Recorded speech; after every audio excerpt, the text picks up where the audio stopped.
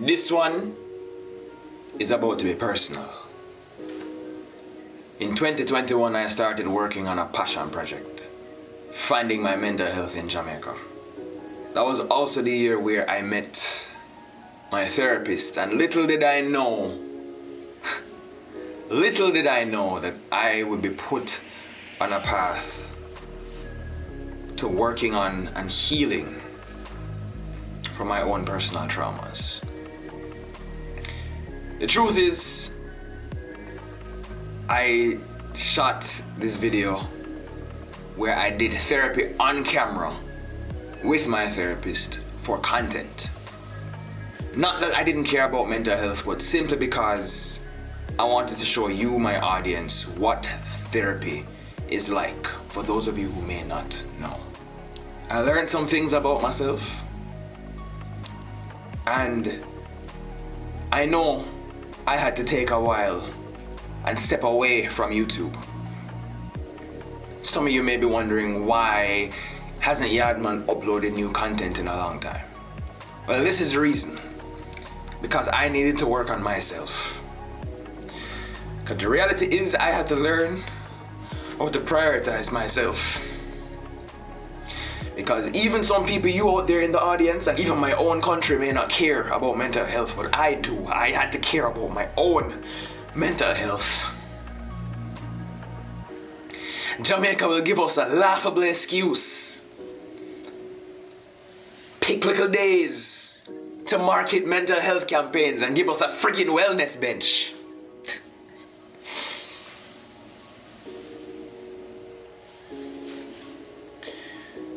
I actually care about this topic and it means something to me, so here we sorry for the tears, yo. This is me doing my first therapy session on camera, so you guys can see what this is like. Blessings. Alright guys, so I'm back with Karine, and we're going to be doing an actual session because I want to open up on camera to show you guys that this is real. These things actually exist in Jamaica, homegrown.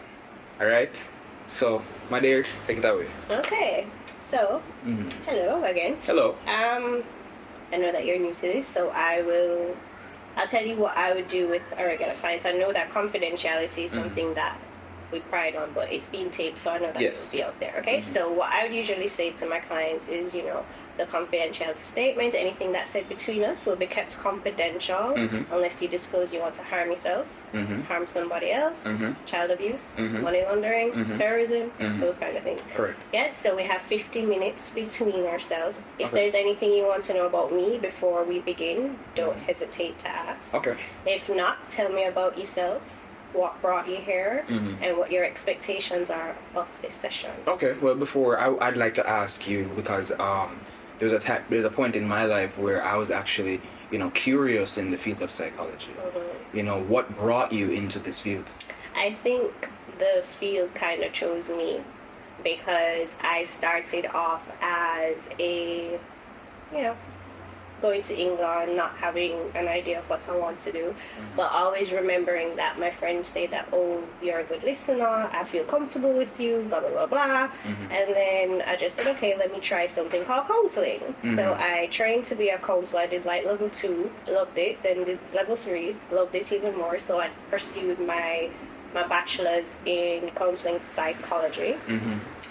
Then I liked it, but I wanted to go more deep. I wanted to go deeper into why people behave the way they behave and what I can do to facilitate their healing. So I chose psychotherapy. Okay. Right? So I did my master's in integrative psychotherapy, and here we are. Okay. I love to hear these things because, being in this space, we feel as if it's not, paid. It's not. There's not enough attention. Shown on it. And because it's something that's done privately, it's not really out there, and people don't talk about it as much because of the stigma attached to you're crazy. Right. If you see a therapist, then something must be wrong with you. Right. And so I have some friends that say, oh, how are your crazy clients today? And I get so upset because or then see it as an uptown thing. Maybe, or it's just something must be wrong with them. Nothing is wrong with me. They can't look at the mirror and say, "Oh, maybe I'm suffering from something. Right. Let me talk to somebody." Right. Yeah. Well, what do I about me? What do I say? Anything. What's your name? Where you from? How old are you? All right. My name is Etan Campbell Reed because my parents are extra. I am 25 years old. Mm-hmm. I want to say I'm originally from Jamaica because this is where my earliest memory was formed. Yeah. I was born in New Jersey, so I'm a dual citizen. Mm-hmm. I am a content creator. Yes. I like to use content creator because that encompasses, YouTube, TikTok, whatever. I like to make people laugh. Mm-hmm. There are moments like this where I actually like to talk about some serious stuff where I feel like even this is a passion project for me. Okay. Because growing up, I felt as if, from as a teenager, I felt as if this has not been enough. There's not, in my opinion, I don't feel like enough has been done to address mental health in this country. Mm-hmm. And I felt as if that I've gone through it. I haven't been to anywhere to be diagnosed with anything. I think I've been depressed. Yeah. Very depressed. Yeah. Doesn't mean you have depression, by the way. Right. Depression and feeling depressed are two different things. Right. Yeah. Right. I currently live in the United States. I've been in moments where I felt as if I was thrown into a big ocean kind of swim. So being in the States and then 1 and 2 failed relationships there, and then as you get older a little bit, and then your parents. What about your parents? All right, so I used to be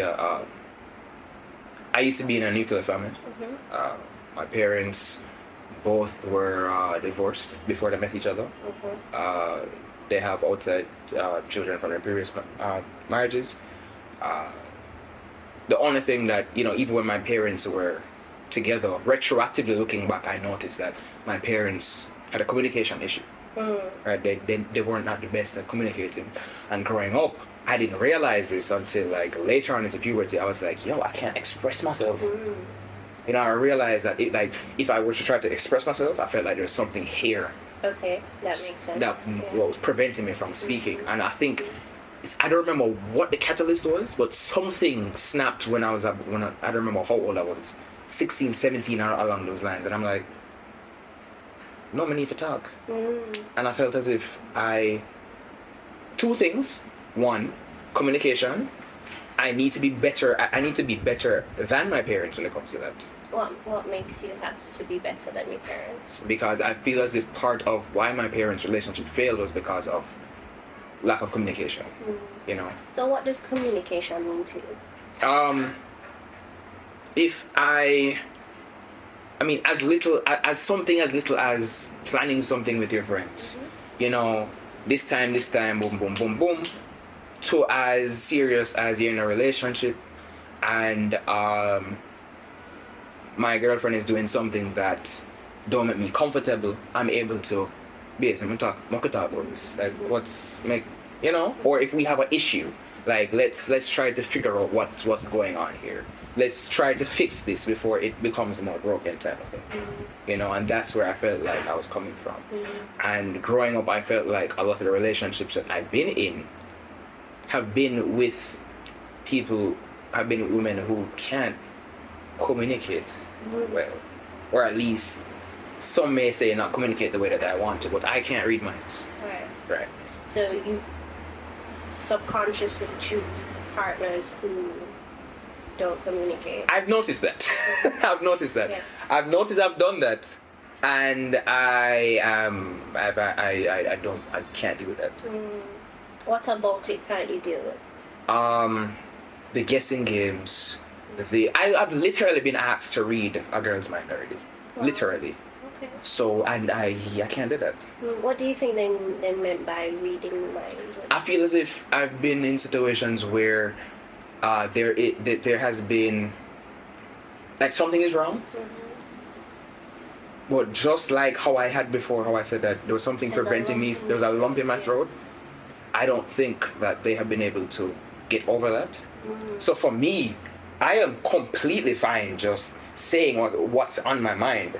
And if I'm upset, Like even with my friends, even yesterday, I had a little issue with my friend. I called him immediately. I'm like, yo, we need to sort this out right now. You know. So I like to think of myself as someone who can speak and speak up when I'm feeling a certain way. I don't like to shy away, and I don't like to just hold on to a grudge. I don't like to, like, not address things. My mother has it. My mother has this habit I've noticed, and she grew up seeing that whenever there's an issue, she sweep it under a rug, doesn't address it. So I have a question. The type of woman you choose, do they remind you of your mother's sleeping under the I've been in situations where that has been, where I'm like, oh, mommy, ooh. Yeah, I've had situations where I have had flashes of my mother. So yes. So can you tell me, if you want to, not the last relationship, but last instance where you noticed that you were with somebody and they exuded the characteristic of shoving everything under the carpet and you being like, "Ooh, mommy, stop." I will tell you about the last relationship. But before the last relationship, this girl I was talking to, she has this tendency of disappearing for months and coming back. Or when something is wrong, she'll speak about it partially, disappear, come back. So she did this thing where she said she has something to talk to me about. Okay, talk to me. What's going on? She don't want to talk about it. Why did you bring it up in the first place? Then it was a thing like, okay, I'm not going to read your mind. And then she made some joke about me reading her mind, and I'm like, yeah, no. And then from there, I was like, no. So what do you think that is about? What? Her bringing it up and then not communicating with you. It could have been a thing where, expressing a particular set of feelings, but not sure whether or not I would reciprocate the same. So it's embedded in fear, do you think? Potentially. Was your mom's reaction embedded in fear? Big up, mommy. Alright, so my parents were married. What year was this? C-Sec. I did C-Sec in what year? 2012. Dad calls me, and my parents were long distance. My mother was working abroad, and my father was the one who was taking care of me here while we were in Jamaica, right? I noticed that my father started acting strange. I noticed that he's not, that something is wrong. His body language was off. His facial, his all his non-verbals were off. And I noticed something was very wrong. How old are you? 2012, I was 16 going to 17. Right. So I noticed that something was very wrong. He calls me this is before C-Sec. He calls me into the room. He lets me know that my mother cheated on him while she's abroad. At that moment, I snapped, and I think I think it was around that time where I had to start speaking up for myself. Okay. Just slow down. What is it like? How do you feel in your body? Just notice how your body is feeling right now as you speak about your mom and your dad and what happened. What's happening with your body? That's pretty. Well, I noticed that I'm kind of climbing up on myself with my feet. I'm kind of gripping onto my hands. It's still, I've spoken about this a lot, but it's still something that I feel is it's still sensitive to me. It's still, this is kind of like a soft point for me, like a soft spot for me to still speak about. Yeah. So what happened? I called my mother and cussed her out. I was angry. I was very angry. So your anger was directed towards your mother? Yes. Because I felt betrayed. You felt betrayed? I felt betrayed. Obviously, my father, the fact that I'm here alive means that you've had to be dealing with my father with more years than I'm alive. So me can't even imagine what he might feel like right now, At that time, this led to his second divorce. You get me? I said, I can't imagine what he's feeling, right? What are you feeling? What I was feeling, I felt complete betrayal because I said to myself, yo, if my own flesh and blood can do this, anybody can do this. Can do what? Like hurt me like this. Hurt you like this? Yeah. Tell me how she hurt you. Stepping out to the marriage like that meant it felt as if she stepped away from our family unit, she's stepping away from me. It sounded like a lot of selfish reasoning why, she did what she did. Like when I started to speak to her, it never sounded like the mother that I knew. Because I guess I felt as if growing up, I felt as if I had an image of what my parents were. Like my parents were kind of like a moral compass for me growing up. They were like a pillar of strength, So my dad, seeing him break down the way that he did, and him being a pillar of strength for me, it was like, it was rough. So I'm like, if he can't keep it together, then what's happening here, Yeah. So. Alright. So, yeah. I was very angry for a long time, and I know who. And I said to my mother, and sometimes some people say me I go more to them, but I said to my mother, it may not be today or tomorrow, but you are going to live to regret what you did. I told her this, and I was serious when I said it. I don't know what would I myself. I felt as if something else said that through me. Okay. Slow down. What do you think that thing was that said it? What would you call it?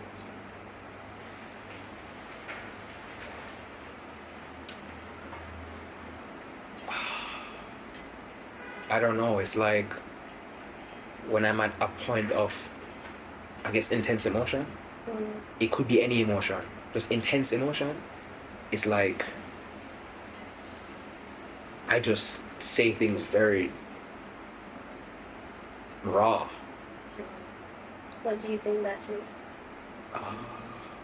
I don't know. What does it tap into? What do you mean? Because usually when we say that something else took over and, you blurt it out and it's not you. Yeah.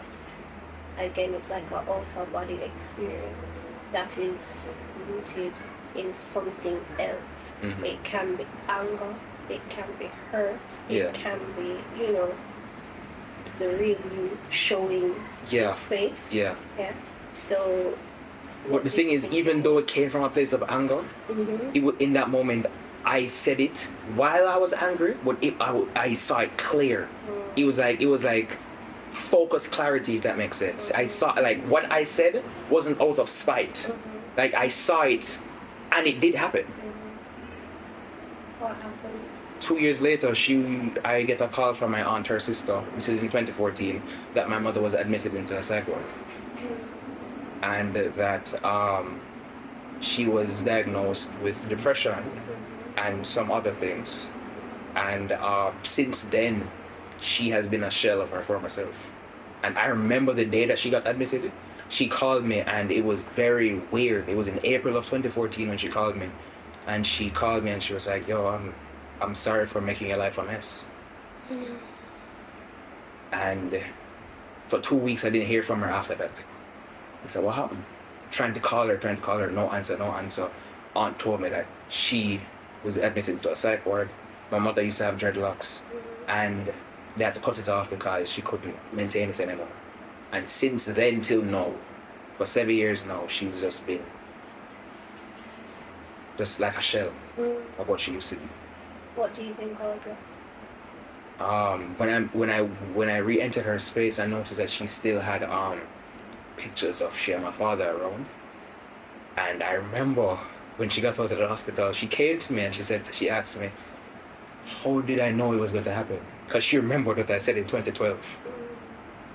And I said to her, I don't know, I just knew it was going to happen. I just felt it just felt clear. Like, if you go down this path, then, and I guess because I've had my battles as growing up, I'm like, come on, I'm half of you, and you don't talk, you don't try to deal with anything. You always sweep things under the rug. I've been telling you for years that pressure bust pipe. You get me? So in a sense, you are parenting your parent. Yes. Gosh, what was that like? It's terrifying because it's like, yo, I can't even feed myself, So it's like, and these experiences made me realize that a lot of adults are still children mentally, This experience made me realize that, oh wow, you really don't have your shit together, Like growing up, we think that our adults are like, they have everything together and life sort out and they're accomplishing what they need to accomplish. It's not always the case, and that's when I realized that. It's rarely the case. It's rarely the case, right? Yeah. So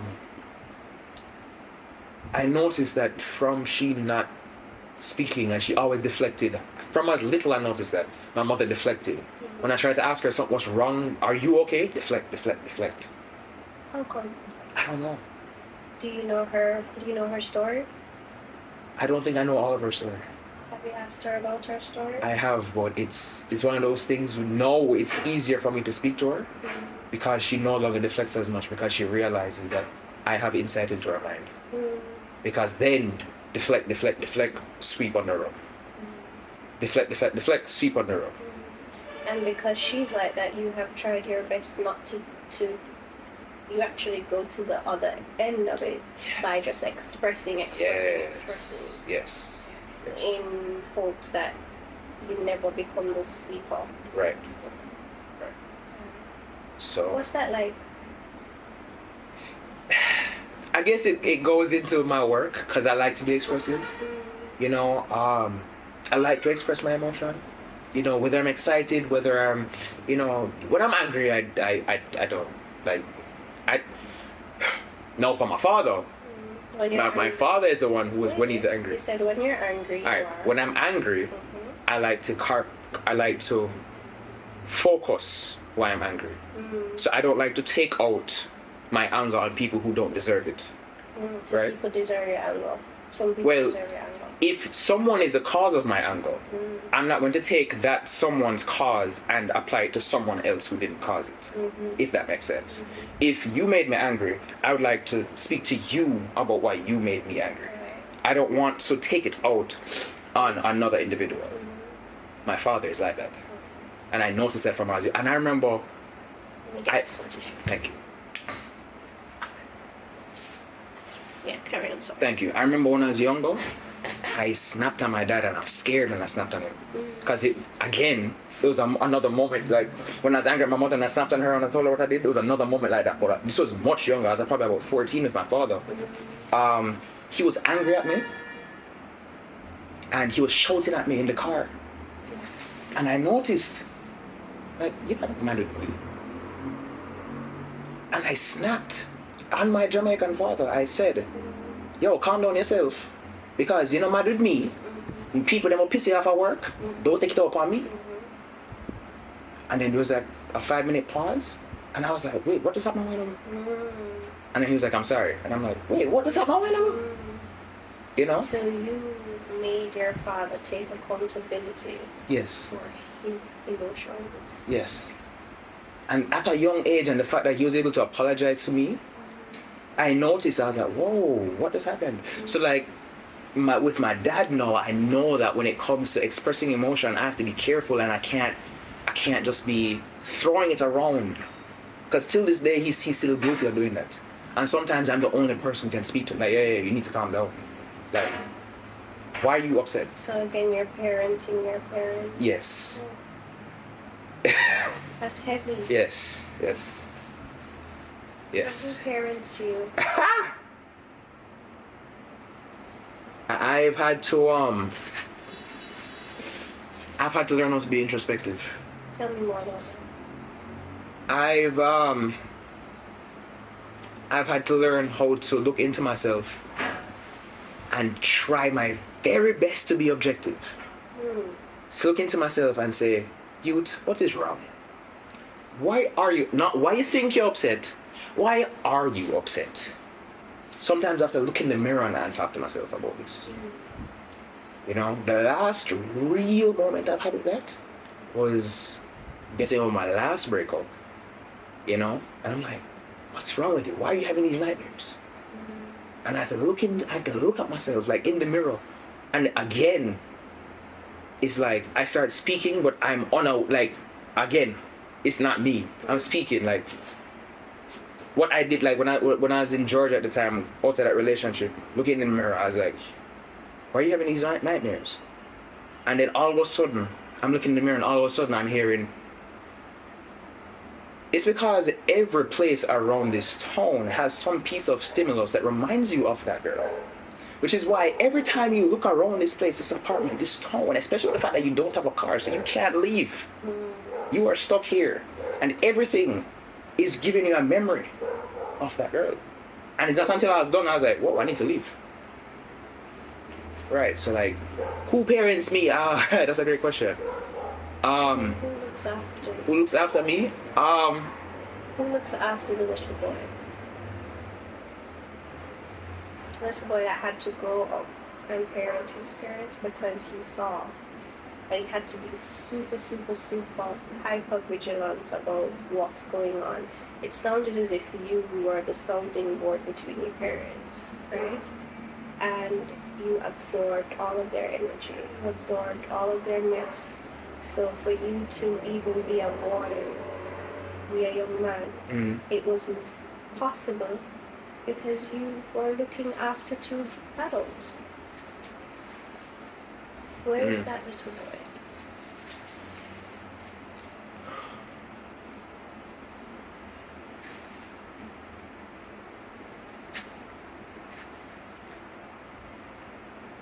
I don't know the answer to that question.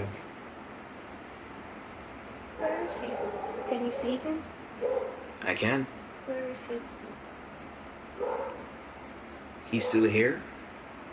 How old is he?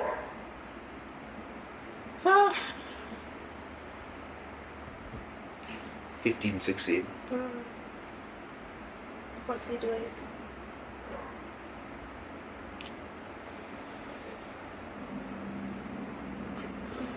Take your time. He's probably in his room by himself watching TV. Pretty lonely. What's he watching? I'm used to watching him damn bit. Is he even present in watching? Sometimes no. So what's happening for him internally? Trying to distract himself. What's he distracting himself from? Real life. Real life is? Real life is something that is so unscripted. Unscripted, non-produced, chaotic. You don't have control over it.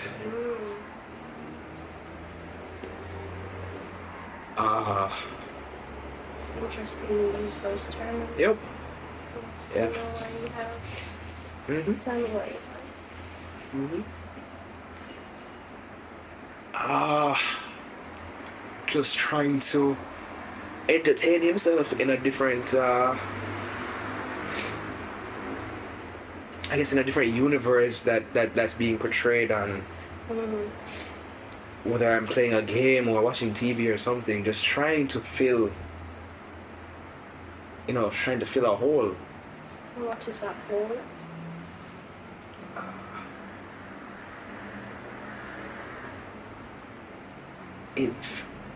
Whenever I felt that hole, it felt deep in my gut. It's like my heartbeat hurt.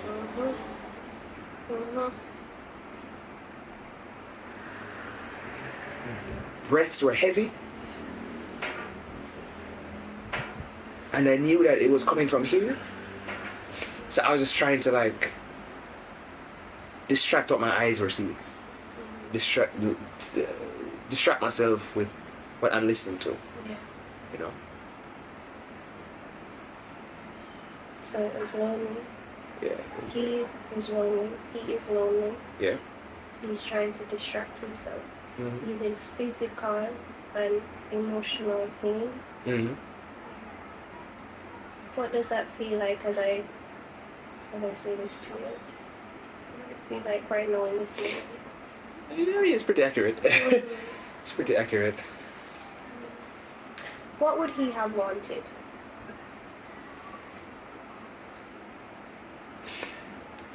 I feel like he would have wanted a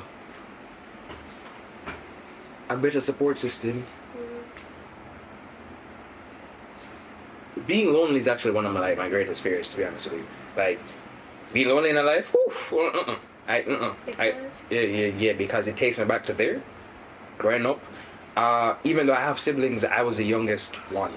I was the only one who grew up in Jamaica. I was the only one who grew up with my two parents as a unit, you know. So I had friends, but like when it came to living in the big house I did on Beverly Hills, for most of my life, that was just me in the house by myself. My parents never really. I mean, I had friends, or like one or two friends that them they trust that I could go spend the weekend with or whatever. But if it wasn't for that, I wouldn't know what having siblings was like. You know, so growing up in the house by myself, it was just me, and plus they were very protective at one point. It's not until like 15, 16 I started walking out the half a tree. You know, and I was just in the house a lot, in the big house by myself. Yeah.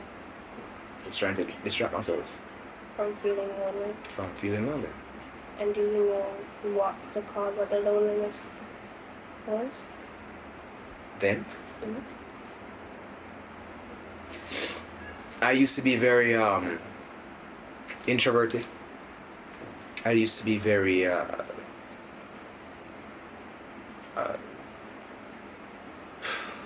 I was not a people person. I guess certain interests that I had didn't necessarily, match up with the general, population. A couple of my friends we shared interests, but I mean, besides from going to school, that was the only, a couple of my friends on the weekend, that was the only relationships I had with people outside of my home life. So connections weren't really there. Because when it comes to neighbors now, I was the youngest one in the area, in the whole area, when I was on Beverly Hills. I'm pretty sure I could have found people my age, but people that are not going to walk off on the just like that, So you're sheltered. So I was sheltered, yes. I was sheltered, yes. And a part of being sheltered is to keep you away from connections. And as human beings, especially teenagers, we want to feel like we're a part of something. Right. And it doesn't sound like you are a part of something right. at that age. But what happened is that your parents became your world, right? It sounds like their world became your world. Right. And when mom did what she did, your world collapsed. Yeah. So that lonely young man who didn't have connection, his only connections were broken. Yeah. And you had to grow up in that moment. Pretty much. Sounded traumatic. Yeah. Pretty much. I mean, besides from the connections I had at school, besides from that, yeah, that was home base.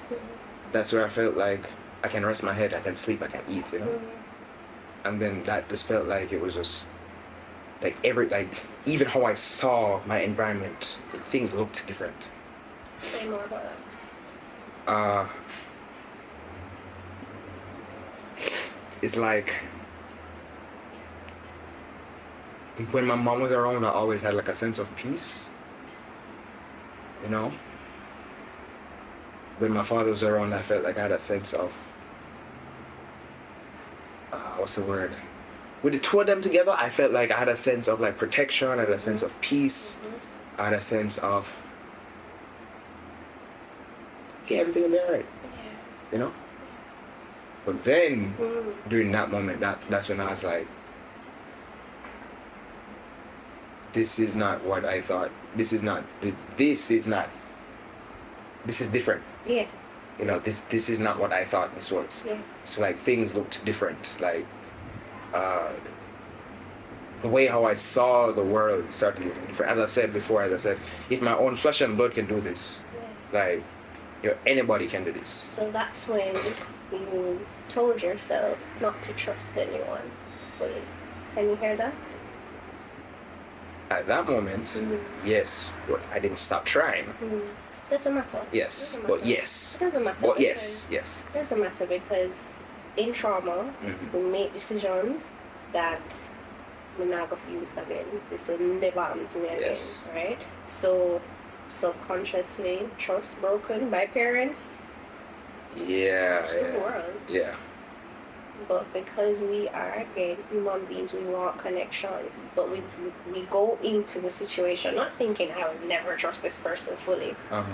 But we've already planted the seed that trust, that not going to happen. Yeah. Another thing that I wanted to touch on with you was the being open. I'm not saying anything is wrong with being open, but I want you to recognize what a trauma response is. Okay. Yeah. So when you noticed mom did that and you decided that lump at your throat needed to go, that was a trauma response.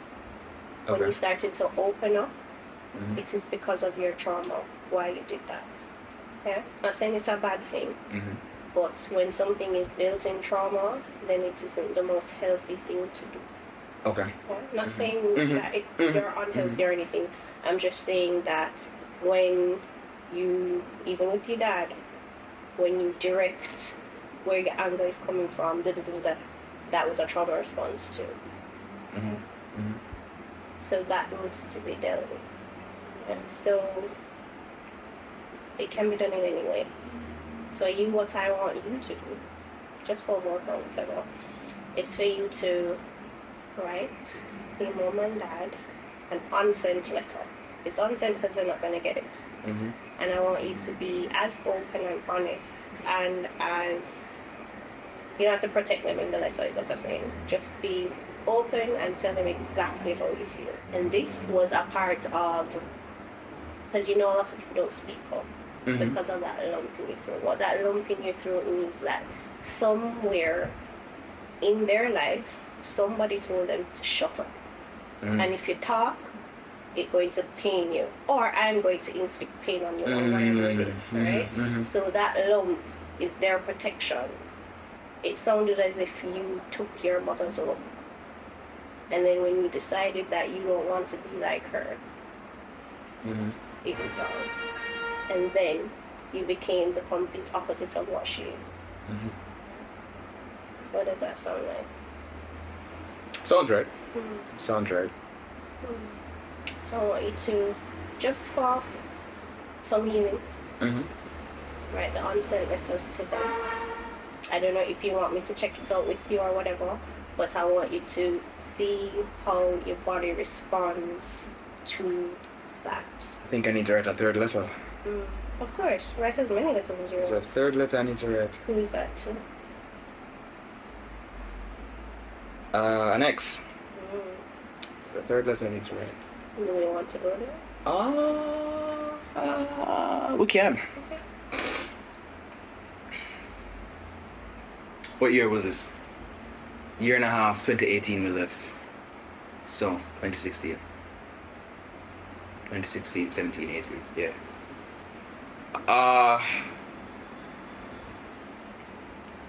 Again, as I grew up, like so I always said to myself that because of my parents' upbringing, I don't know if this is healthy or not, but I always tell people like, yo, I would much rather not get married than to deal with a divorce. You know?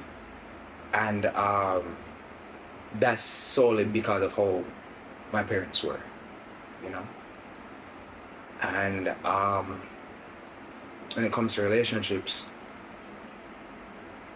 I don't know, I honestly feel as if I put a lot of effort into it, you know. I can say on record that I don't step out a relationship. Like if I decide to get into a relationship, like, you know, I will rough it out till the end, you know. Last ex I had, she was the only one who that experience. I'm not just going to blame her, but that experience I had recurring nightmares, and I remember the nightmares, right? And that was that moment where I had to speak to myself in the mirror to figure out, like, yo, what's happening here? Yeah. You know. Before we started, it was I was fearful, and I told her, yo, I do this relationship thing. I'm scared, you know, because like you're asking me to open up a piece of myself that is very vulnerable. You know, you're asking me to be vulnerable with you, you know. And it was something that I decided to do, but she had a lump in her throat. She having a lump in her throat meant a lot, and I can't, and I'm not blaming her, because I know that she herself had her own life and things to deal with, including which, right? At the time, I'm in the States. I fresh off the boat. Her family is from a different culture. Her family isn't from America. She grew up, you know, in America, you know. And I really felt like if we're going to do this, like, I will invite you into, you know, my culture. I'll, you know, like, share things with you, you know. Even when you had to fast and you had to go fully vegan, shit, I'd make veggie chunks and rice and peas and them something they send you where your mother thinks say I'm meat because it tastes that good. You get me? I say, like, yeah, like, you know, but I never felt as if I was brought into hers, you know. In fact, there was a time where I had to hide, like shit, like that, like people of her community, like, she was like, yo, hide. You get me? I remember one time I was 22 years old hiding under her bed because someone came by the house. And I was like, yo, I'm 22 years old. Why am I hiding underneath a bed? What culture is it? Her family's from Ethiopia. Right. So it was not until like after her, like, I already identified that she had a lump in her throat. But it got worse after, and I noticed this, right? So, and that ended up putting strain on the relationship. Got to a point where she started telling me things like, oh, I wish you could read my mind. Wait, what mind did you on? Mommy. Yeah, man. And because that instant reminded you of mommy, what happened? It's like, I was trying to figure out what can I do to make, like, if you don't want to speak, what can I do to make you feel better? And when it got to a point of nothing, it was just, yo, madam, you know. And then it's like all of a sudden I'm no longer allowed to speak to my friends about this, because we have mutual friends, right? And because I broke up with her because of the lack of communication. Like, I can't deal with this anymore. And during that time when I was very vulnerable, and I was not in the healthiest of spaces, and I was instructed not to bring this trauma to my friends, not to speak to my friends about it. She told you not to? Yeah. So she silenced you? Yep. So she put back the lump in your throat. And how did that? That's when the nightmare started. That's when the nightmare started. Because the recurring... Take your time. I remember the third nightmare. Clearly I remember the third nightmare. But all of them have the same theme. So in the third nightmare, I remember I'm watching TV. And it's a show where one of the actress is supposed to be playing the role of a Jamaican, right? we know how Hollywood and them TV, it's not a real Jamaican, they're somewhere, right? And like, yo, this is rubbish, right? So I remember that I must have slid into the actress's DM, and I'm like, yo, if you're going to play this role, please the research for understand what it actually means to be a Jamaican. Yeah. Contact me back and got to a point where we actually link up, and I actually like was like inviting her into my culture. Teaching her more about these things. You get me? I say, and over time I noticed that the more I was teaching this girl, this actress, the more she's in my dream, she started morphing into my ex. Right? The last thing, go to Jamaica. Right? She comes to Jamaica with me. Me and my ex, we never came to Jamaica. She comes to Jamaica with me, and we're there. And I remember we're walking on a road, no asphalt, gravel. Right? There's a hill on the left hand side with a church and its pastor standing in front of the gate. Right?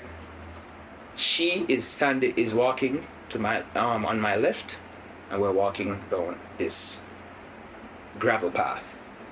We're there, laughing, talking, whatever. Somebody comes up from behind her. He's carrying a lot of weight and it bunks her. And me get vexed. And I start cussing and say, yo, you know, say, like, yo, like, watch where you go, and something like, yo, watch where you going, since the girl I walk there, that, right? The man who I'm cussing who bunks her, he is looking confused and he's looking scared. And I'm wondering, like, well, yo, you don't realize what you do, like, why are you looking at this way? The pastor who was on the hill, he shouts at me, like, yo, what's happening? And I explain to the pastor what just happened. Like, you know, say the man just bunks the girl. The pastor then says, what the girl? And when I turn around, she's gone. Each nightmare had the same ending. Disappear. She'd gone. Completely just vanish. And that was that nightmare when I was like, no. I can't. It got to a point where I couldn't even sleep. Cause I'm like, I don't want to have that nightmare again. Because it's not the same plot. It always ends the same way. And when I looked in the mirror that one night and I said, yo, I need to leave.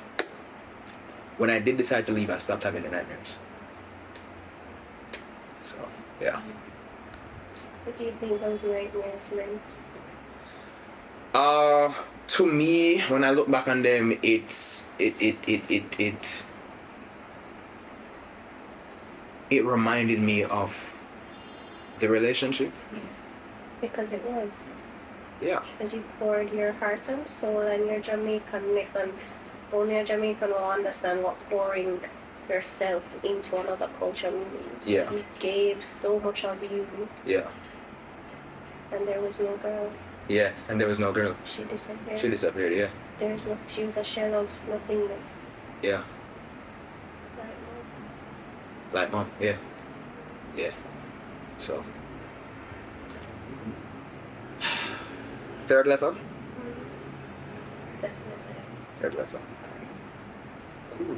How you doing? I'm good.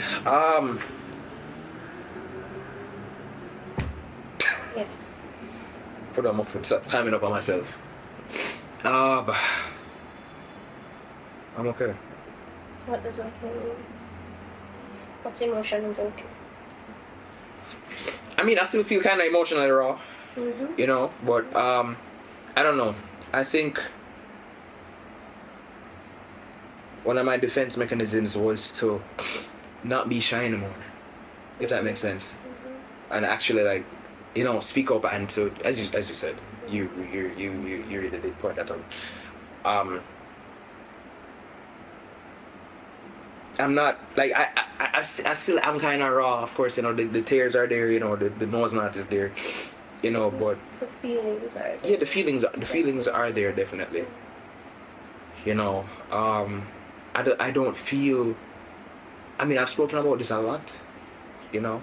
It's the first time I'm really getting in depth like this, you know, but I've spoken about this a lot, and I try my very best not to throw blame anywhere. I'm not saying, oh, she left me because, like, no, I'm not. How come? Eh? How come? Because,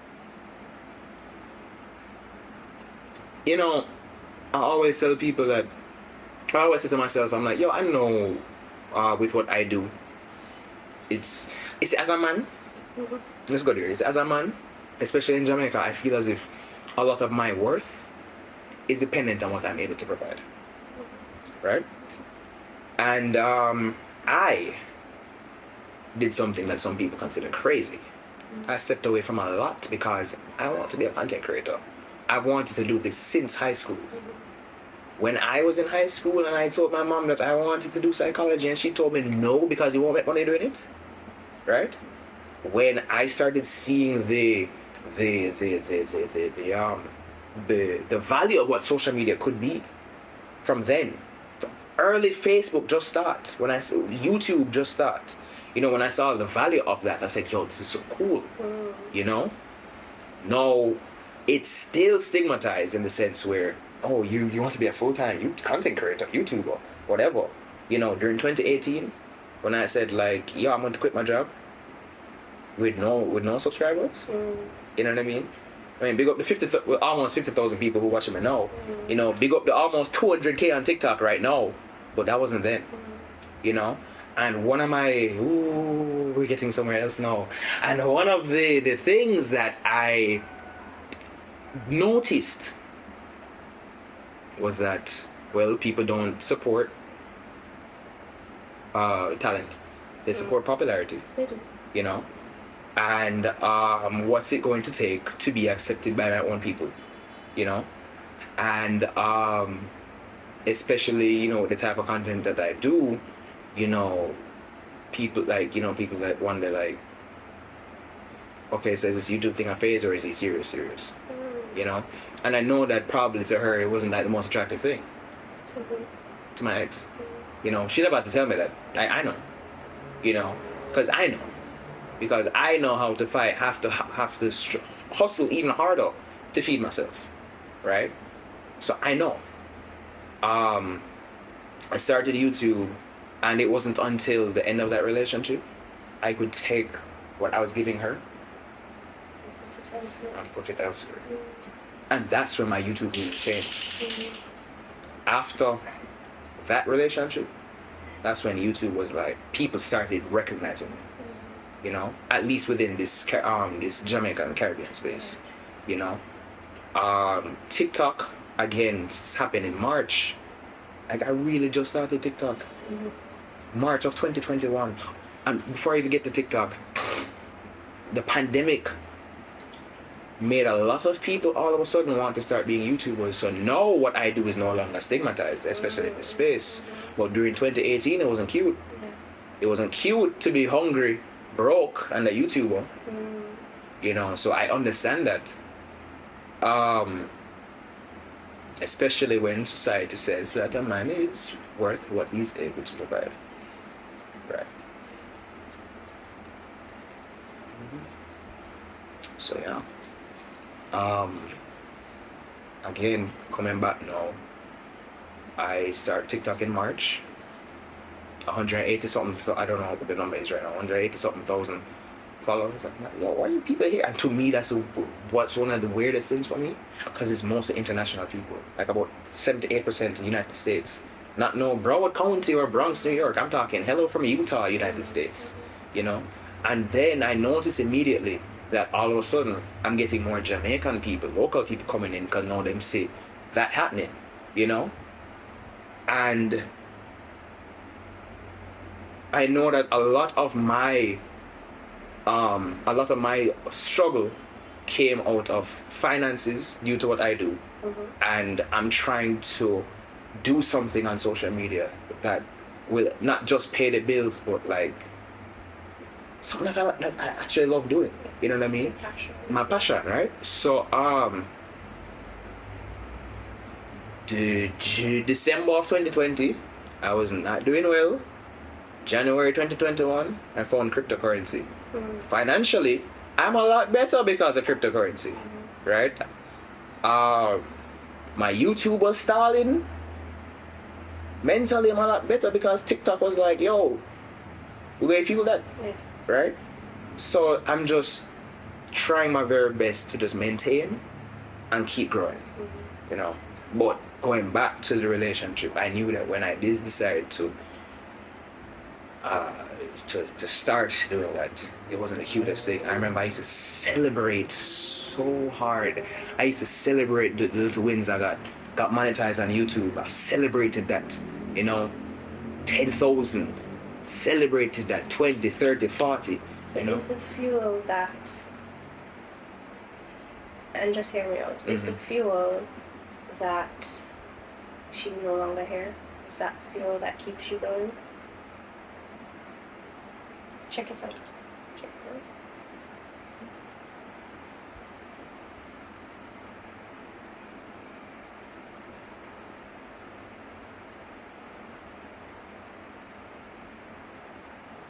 I want to say, I'm not saying that this is the truth, but I've always wanted to say that with the absence of a relationship, I am able to direct my emotion somewhere else.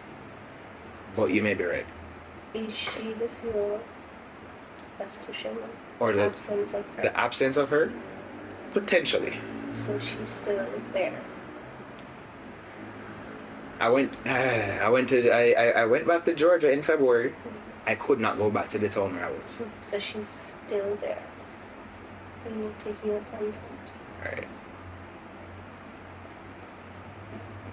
It's good that you do have some fuel, but the fuel isn't coming from a healed space. It's coming from the absence of a being.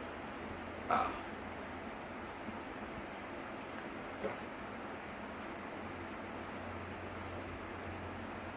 Okay. Just leave it with that. Okay. Alright. How are you doing? I'm not climbing on myself again. It's alright. It's been intense stuff. You're allowed to. I'm not as I can't even tell which one is which. I know one of them is clean. Yep, not this one. Yeah. Yeah, this is the clean one. Okay.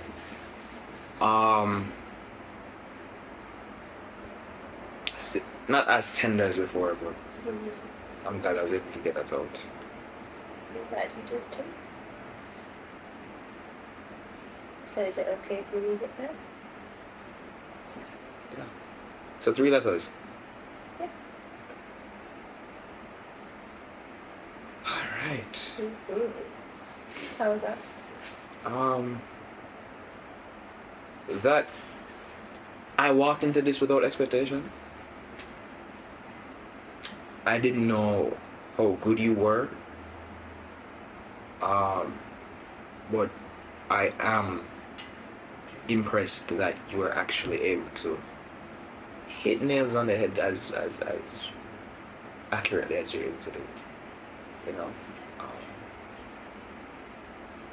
I wasn't here trying to test you or anything. I was just, but it was like. Well, you should test your therapist. You should test because it's your life. Right.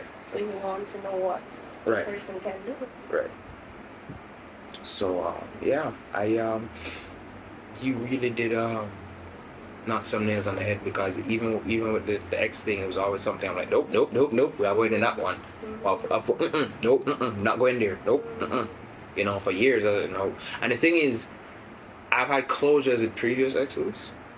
I don't think I had proper closure with this one. Yeah, that's evident. And it's like